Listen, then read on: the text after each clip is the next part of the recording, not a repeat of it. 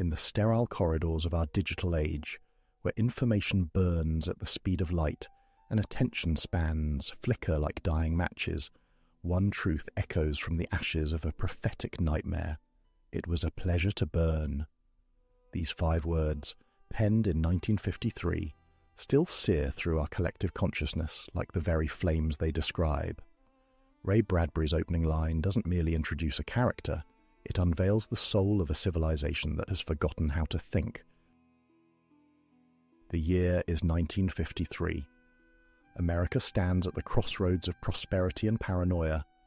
McCarthy's witch hunts poison the air, television screens multiply in living rooms like electronic altars, and a young Ray Bradbury watches his world transform into something he barely recognizes. In his small apartment, surrounded by books that others increasingly view as relics, he begins to type a story that will become humanity's most urgent warning. Bradbury's fingers dance across the keys of a rented typewriter in the basement of UCLA's Powell Library. 10 cents buys him 30 minutes of creative fire. The coins clink into the machine like prayers into a wishing well. Around him, the real world hums with the promise of technological paradise. But in his mind, paradise burns with the intensity of a book's final page. The fireman's helmet gleams like a black mirror, reflecting not the man within, but the emptiness where a man should be. Guy Montag wears his uniform like armour against thought itself. Each morning he awakens to the same ritual. Dress, eat, burn. The simplicity intoxicates him. The certainty soothes him, until the day certainty crumbles like paper in flame. Fire becomes Bradbury's central metaphor, but not the fire of destruction alone. Fire illuminates. Fire purifies. Fire transforms. In ancient mythology, Prometheus steals fire from the gods and gives it to humanity. In Bradbury's vision, humanity voluntarily returns that gift, choosing the cold comfort of ignorance over the dangerous warmth of knowledge.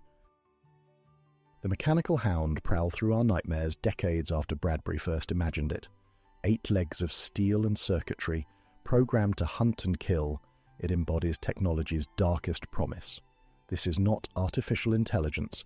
This is artificial instinct. Pure, unthinking, perfect in its mechanical hatred. It needs no reason to destroy, only programming, like the society it serves. Clarisse McClellan appears like morning dew on scorched earth. 17 years old, she carries the weight of wonder that her elders have forgotten. Her questions fall like gentle rain on Montag's parched soul. "Are you happy?" she asks, and the question echoes through eternity. 4 syllables that shatter a man's carefully constructed world. 4 syllables that change everything. Bradbury understood that the death of books begins not with bonfires but with apathy. The citizens of his dystopia don't have their books stolen. They surrender them willingly, trading stories for screens, depth for speed, contemplation for instant gratification. The most terrifying aspect of his vision. How eagerly people embrace their own intellectual imprisonment. The parlor walls flicker with synthetic emotion, 3-dimensional screens that promise connection while delivering isolation. Families gather not around dinner tables but around electronic hearths, worshipping the cold gods of entertainment. Mildred Montag, Guy's wife, speaks to her screen family with more tenderness than she shows her husband. The irony cuts deeper than any blade. Speed becomes the enemy of thought in Bradbury's world. Cars race at impossible velocities, billboards stretch for hundreds of feet to catch fleeting attention, and conversations compress into meaningless noise. When movement becomes constant, stillness becomes revolutionary. When noise becomes normal, silence becomes subversive. When distraction becomes devotion, attention becomes the ultimate act of rebellion. The year 1953 trembles with atomic anxiety. The hydrogen bomb explodes in the Pacific, its mushroom cloud visible from space. Television broadcasts enter American homes like uninvited guests who never leave. Bradbury watches this transformation with the eyes of a poet and the heart of a prophet. He sees not just change, but metamorphosis, humanity shedding its chrysalis of wisdom for the brittle wings of convenience. Books burn at precisely 451 degrees Fahrenheit, but ideas ignite at the temperature of human courage. Captain Beatty, the fire chief, understands this better than anyone. He quotes literature even as he orders its destruction. His knowledge makes him the most dangerous man in Bradbury's world, an intellectual who has chosen to murder his own mind, slowly, deliberately, one book at a time. The old woman who burns with her books becomes a living metaphor for devotion. She strikes the match herself, choosing to die with her beloved volumes rather than live without them. Her act of defiance ripples through the story like a stone thrown into still water. Some loves are stronger than life itself. Some principles are worth dying for. Bradbury's own childhood shapes every page. Born in 1920, he grows up in an America where libraries are temples and librarians are priestesses. Books are not merely objects, but portals to infinite worlds. His mother reads to him by lamplight. His father builds bookshelves with his own hands. Literature becomes as essential as breathing, as natural as heartbeat. The bombers appear in Bradbury's sky like mechanical angels of death. War hovers at the edges of his story, never quite arriving, but always threatening. The city exists in a state of perpetual preparation for its own annihilation. This is Cold War anxiety made manifest, the knowledge that paradise can vanish in a nuclear flash, that all human achievement can be reduced to radioactive ash. Memory becomes rebellion in Bradbury's world. The book People, living in the wilderness beyond the city, preserve literature by becoming literature. Each person memorizes a complete work, transforming themselves into living libraries. They are not just readers, but embodiments of reading itself. Their minds become the last sanctuaries of human thought, their hearts the final repositories of human dreams. The electronic bees buzz through the air, mechanical insects programmed to deliver death disguised as medicine. They represent technology's ultimate betrayal, the promise of healing perverted into the guarantee of harm. Bradbury understands that every tool can become a weapon, every innovation a potential destroyer. The same fire that cooks food can burn cities. The same waves that carry music can carry poison. Professor Farber trembles in his exile, a former English teacher reduced to hiding in his own home. His knowledge has become a curse, his education a liability. He speaks in whispers about the beauty of books, the necessity of thought, the tragedy of loss. Through him, Bradbury mourns the death of intellectual authority, the collapse of academic courage, the silence of those who should speak loudest. The river runs through Bradbury's story like a silver thread of hope. When Montag finally escapes the city, he finds the water that will carry him to safety. Rivers represent continuity, the flow of time and wisdom from one generation to the next. In water, Montag finds rebirth. In current, he finds purpose. In the natural world, he rediscovers his humanity. The electronic radio crackles with lies disguised as news. Information becomes disinformation, truth becomes malleable, reality becomes whatever the state declares it to be. Bradbury anticipates the age of alternative facts, the era of manufactured consent, the time when the very concept of truth would be questioned, twisted, and ultimately abandoned. Montag's transformation begins with theft, stolen books hidden in his home like contraband hope. Each volume represents a crack in his certainty, a fissure in his faith in the system he has served. The act of reading becomes the act of rebellion. The turning of pages becomes the turning of worlds. The absorption of words becomes the absorption of possibility. The firehouse dog sleeps peacefully while the mechanical hound prowls. This juxtaposition haunts Bradbury's narrative, the natural world at rest, while the artificial world wages war against human nature. Animals represent instinct uncorrupted by ideology. Machines represent instinct corrupted by programming. The difference between them is the difference between life and death. Bradbury's prose burns with the intensity of his convictions. Every sentence carries the weight of warning, every paragraph the urgency of prophecy. He writes not just to entertain, but to awaken, not just to tell stories, but to save souls. His language becomes a beacon in the darkness he describes, a fire that illuminates rather than destroys. The subway tunnels beneath the city hide the last readers, the final guardians of human knowledge. Underground in the darkness, light persists. In the depths, wisdom survives.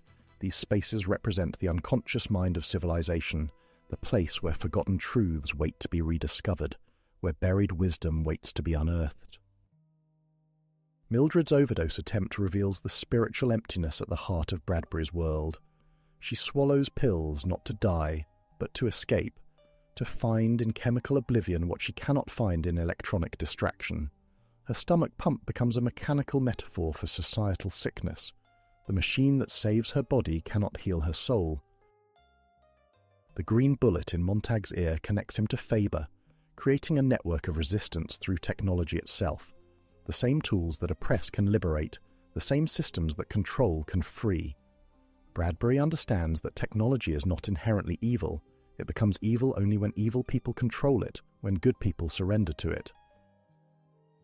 The city burns at the story's end, consumed by the very fire it has worshipped. War finally arrives, and the bombers deliver their promised destruction. The mechanical paradise crumbles into radioactive hell. Yet from these ashes hope emerges. The book people prepare to rebuild, to return to the city with the wisdom it has rejected, to plant seeds of knowledge in the fertile soil of catastrophe. Bradbury's vision grows more relevant with each passing year. Social media replaces parlor walls, algorithms replace mechanical hounds, and viral content replaces viral books. The methods change, but the madness remains. His prophecy extends beyond his lifetime, reaching into our digital age with the persistence of nightmare and the urgency of warning. The temperature at which books burn becomes a metaphor for the temperature at which civilizations die. When knowledge becomes inconvenient, when truth becomes uncomfortable, when wisdom becomes unwelcome, the fire begins. 451 degrees Fahrenheit is not just a physical measurement, but a spiritual one. The point at which human dignity combusts, human potential vaporizes, human future turns to ash. Children in Bradbury's world learn to hunt each other, to find pleasure in violence, to mistake destruction for creation. They represent the ultimate failure of education. Minds trained not to think, but to destroy. The corruption of youth becomes the corruption of tomorrow. The poisoning of children becomes the poisoning of eternity. The electric trains race through the night, carrying passengers who no longer know their destinations. Movement without purpose, speed without direction, progress without meaning.